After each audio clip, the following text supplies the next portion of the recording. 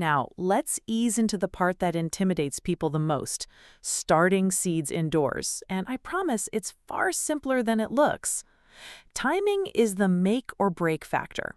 As a rule, you want to start tomato seeds indoors about 6 to 8 weeks before your last expected frost date. That last frost date is specific to where you live, so a quick search for your area will give you the number. Count 6 to 8 weeks backward from there, and that's your sowing window. Start too early, and you'll end up with overgrown plants stuck inside. Too late, and you're behind all season. For containers, almost anything with drainage works.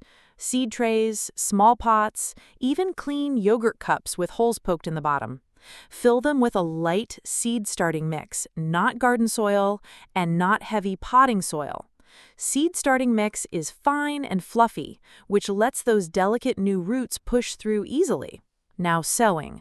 Moisten the mix first, so it's damp but not soggy. Make a small divot about 1/4 inch deep.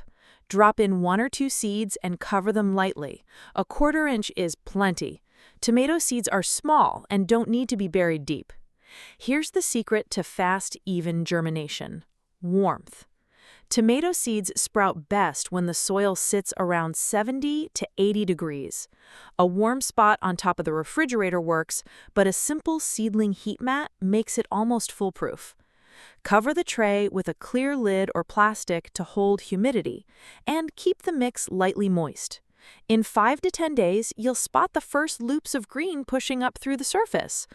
That little moment never gets old, no matter how many seasons you do this.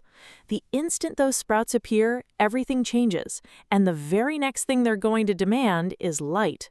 Let's talk about that.